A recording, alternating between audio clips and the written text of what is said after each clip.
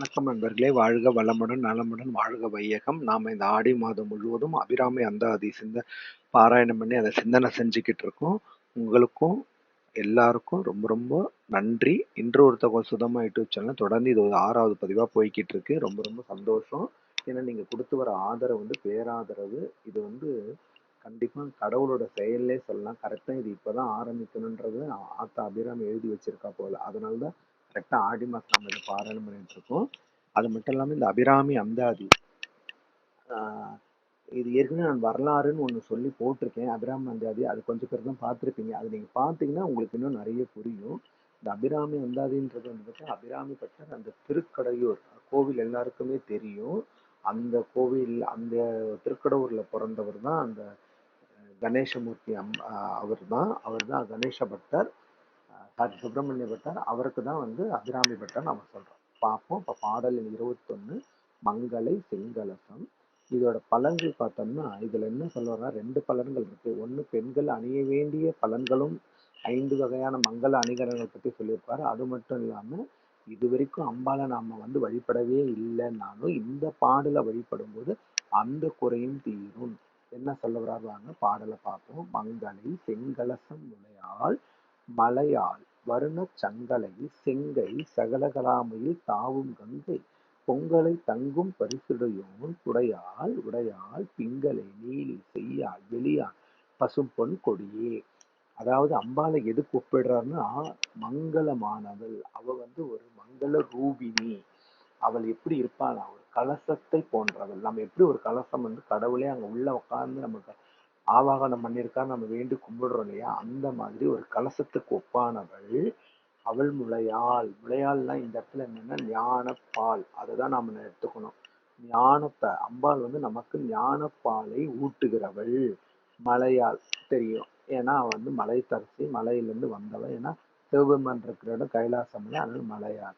வருணச்சங்கலை இன்னொன்னு அதை என்ன சொல்ல வர்றாரு இந்த பாடல்ல அவர் என்ன சொல்றாருன்னா 5 முக்கிய அணிகலன்கள் சொல்றாரு இல்லையா? அதுல என்ன முதல்ல 5 என்னன்னா நம்மளோட முன்னோர்கள் பெரியவர்கள் சொல்லியிருக்கிறது நெற்றி பொட்டு, அதுக்கப்புறம் தாலி, மெட்டி, கையில வளையல், காதுல தோடு. இதை அம்பாளுக்கும் அவர் ஒப்பிட்டு என்ன சொல்றாருன்னா அவ கையில சங்கு வளையல் அணிஞ்சிருக்காளாம். அந்த சங்கு வளையல் எப்படி வளையல் இப்படி போயிட்டு வரும்போது கடல் அலை வந்துட்டு வந்துட்டு போற மாதிரி இருக்கான். அதை அழகா சொல்றாரு. ஏன்னா அவ ஒரு சகலகலா வள்ளி, அவள் 5ம் அணிபவள் அப்படின்னு சொல்லியிருக்காரு. இன்னொன்னு தாவு கங்கை. கங்கையை யாராலும் அடக்க முடியாதுன்னு சொல்லிட்டு வந்தவளையே சிவபெருமான் என்ன பண்ணாரு? அடக்கி தலையில வச்சிருக்காளாம். அந்த சிவபெருமானையே அடக்கி ஆளக்கூடியவள் இவள் 5 நிறத்தவள். பிங்களைனா பொன் போன்ற நிறம், நீலினா கருப்பு நிறம், செய்யால்னா சிவப்பு நிறம், வெளியால்னா வெண்மை நிறம், பசும் பொன்னா பச்சை நிறம். அபிராமி பச்சை நிறத்தவள் தானே. அவளோட உண்மையான நிறமே அதுதானே, பச்சை நிறம். கடைசியில கொடியே அப்படின்னு சொல்லி முடிக்கிறார். எவ்வளவு அழகா அபிராம பட்டர் 2 விஷயங்கள் நமக்கு சொல்றாரு பாருங்க. பெண்கள் அணிய வேண்டிய 5 அணிகலன்களையும் சொல்றாரு. அதோடு இந்த அம்பாலும் எல்லாமே அணிஞ்சிருக்கா. அதனாலதான் அவர் சகலகலா வள்ளின்னு சொல்றாரு. இன்னொன்னு, இது வரைக்கும் நீங்க அம்பால பாராயணம் பண்ணலைன்னா இப்ப நீங்க இந்த பாடலை பாடும்போது அந்த பாவத்தை தீர்க்கும் பதிகமாகவும் இது இருக்கும்னு சொல்றாரு. பாடல் எண் 22 கொடியே இளவஞ்சி கொம்பே. இதோட பலன் என்ன? மனைவியின் உயர்வுக்கு கணவன் எப்படி இருக்க வேண்டும். இததான் இந்த பாடல்ல பலனா சொல்லியிருக்கிறது. வாங்க பாடலை பார்த்துட்டு வருவோம். முந்தின பாட்டுல அழகா கொடியேன்னு தான் முடிச்சிருப்பாரு. கொடியே இளவஞ்சி கொம்பே எனக்கு வம்பே பழுத்தபடியே மறையின் பரிமளமே பனிமால் இமயப் பெடியே பிரம்மன் முதலாய தேவரை பெற்ற அம்மே அடியேன் இறந்து இங்கு இனி பிறவாமல் ஆண்டு கொள்ளே. அழகா பாடுறார். இது உங்களுக்கு ஈஸியா புரியும் நினைக்கிறேன். ரொம்ப அழகான வார்த்தைகளால இருக்கு. வாங்க அர்த்தத்தை பார்த்துட்டு வந்துடலாம். இந்த பாடல்ல எவ்வளவு அழகா சொல்றாரு பாருங்க. கொடியேன்னு முடிச்சாரா?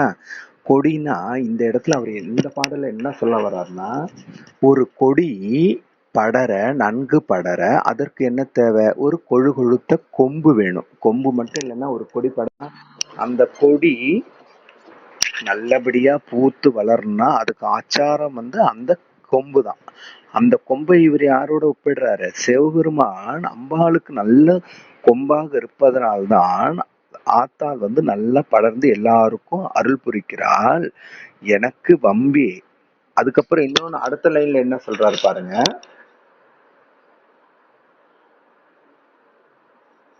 அடுத்த லைன்லயே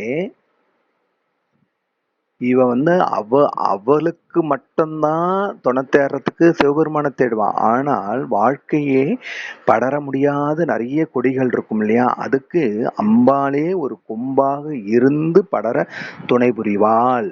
எனக்கு வம்பியே பழுத்தபடியே. இதுல ரெண்டு இருக்கு. பழுத்ததுன்றது முற்றிய நாணிகள்.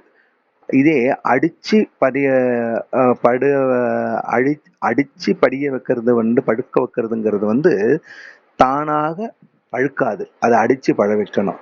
அதை தான் சொல்றாரு. மறையின் பரிமளமே, வேதத்துக்கு தலைவியே, பனிமால் இமயப்பிடியே. பனி மேல வாழ்ந்துட்டு இருக்கிற அந்த கைலாச மலை மேல வாழ்ந்திருக்கிற சிவபெருமானோட பிடியே நீதான். அது மட்டும் இல்லாம 33 தேவர்களும் பிரம்மன் முதலாய தேவர்கள் அனைவரையும் பெற்ற அம்மா நீதான். நீ ஒரு ஒப்பற்ற ஆதிசக்தி. அடியேன் இறந்து இங்கு இனி பிறவாமல் ஆண்டு கொள்ளே. எவ்வளவு அழகா சொல்றா பாருங்க.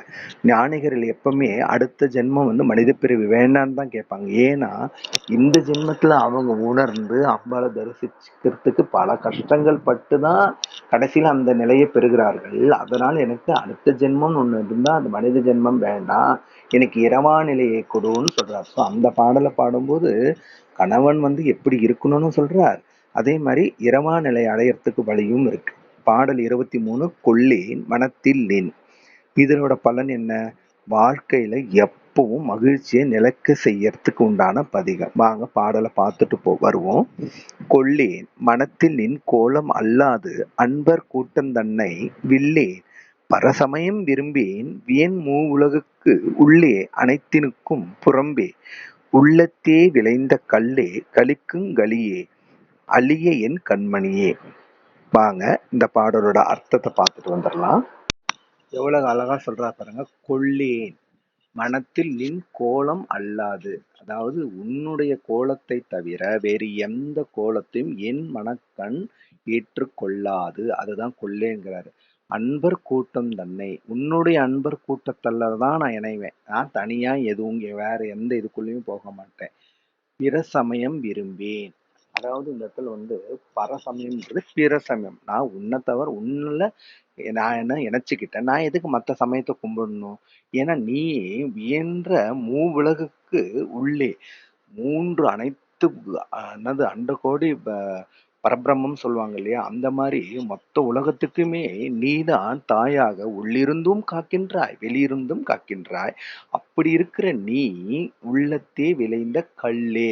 கல்லுன்னா எஸ் நீங்க நினைக்கிறது தான். ஆனா இந்த இடத்துல நீங்க எடுத்துக்கிறது எப்படின்னா, நம்மளுடைய துன்பத்தை மறக்கிறதுக்காக தான் கல்லு குடிக்கிறோன்றலாம். அதே மாதிரி கடவுளை நாம நினைக்கணும், அதுக்குள்ளவே நாம போயிடணும்னு நினைக்கும் போது அதுக்கு நமக்கு ஒரு மயக்கம் வேணும் இல்லையா? அந்த பக்தி மயக்கத்துக்குள்ளே போறதுங்கிறத தான் அவர் அப்படி சொல்றாரு. கல்லே கலிக்கும் கலியே, ஆனந்தத்துக்கும் ஆனந்தமானவளே, அழிய என் கண்மணியே. ஸோ உன்னுடைய உருவத்தை தவிர வேற எதுவும் நினைக்காத எனக்கு உன்னுடைய உன் நினைப்பாலேயே வாழணும், உன்னை பார்த்துக்கிட்டே நான் ஆனந்தப்படணும், சந்தோஷப்படணும் அப்படின்னு நினைச்சு அவரோட விண்ணப்பத்தை இங்க வைக்கிறார். இந்த பாடலோட பலன் என்ன? ஏற்கனவே சொன்னதுதான். வாழ்க்கையில எப்பவும் மகிழ்ச்சியா இருக்கணும், துன்பமே வரக்கூடாதுன்னா இந்த பாடல் நீங்க பாராயணம் பண்ணலாம். ஸோ இன்னைக்கு நாம மொத்தம் 3 பாடல்கள் பாராயணம் பண்ணியிருக்கிறோம். கண்டிப்பா உங்களுக்கு பிடிச்சிருக்கும்னு நினைக்கிறேன். இது நைட்டு உங்களுக்கு நான் ரிலீஸ் பண்ணுவேன். காலையில நீங்க நைட்டும் பார்க்கலாம், இல்லை காலையில நீங்க பார்க்கலாம். ஸோ அபிராமி பட்டர் பாடலை மட்டும் அவர் எழுதலை, நம்ம வாழ்க்கைக்காக அப்பவே தொடர்பு படுத்தி தான் ஒவ்வொரு பாடலுமே எழுதியிருக்காருங்கிறது ஒரு சாதாரண விஷயமே கிடையாது. அதனாலதான் 100 பாடல்களுக்கும் ஒவ்வொரு பலன் அது நம்மளுடைய வாழ்க்கையில் சார்ந்ததாக இருக்கிறது. அதுதான் இங்க நாம் எடுத்துக்கொள்ள வேண்டிய விஷயம். கண்டிப்பா இது உங்களுக்கு பிடிச்சிருக்கும்னு நினைக்கிறேன். இது வரைக்கும் நீங்க சப்ஸ்கிரைபே பண்ணலாம், சப்ஸ்கிரைப் பண்ணுங்க. உங்களுக்கு நிறைய இன்ஃபர்மேஷன்ஸ் வரும். இப்போ இன்னைக்கு நான் ஆடி அமாவாசை பத்தி ஒரு தனி பதிவே போட்டிருக்கேன், அதையும் பாருங்க. ஓகே, இது நீங்க நாளைக்கு பார்ப்பீங்க, இன்னைக்கு பார்க்க முடியாது. அதனால சந்தோஷம். எனக்கு உங்களோட ஆதரவுக்கு ரொம்ப ரொம்ப நன்றி. நீங்க தொடர்ந்து எனக்கு ஆதரவு கொடுக்கணும். அம்பாளோட ஆதரவு இருக்கணும். கோடான கோடி நன்றிகள். என் குரு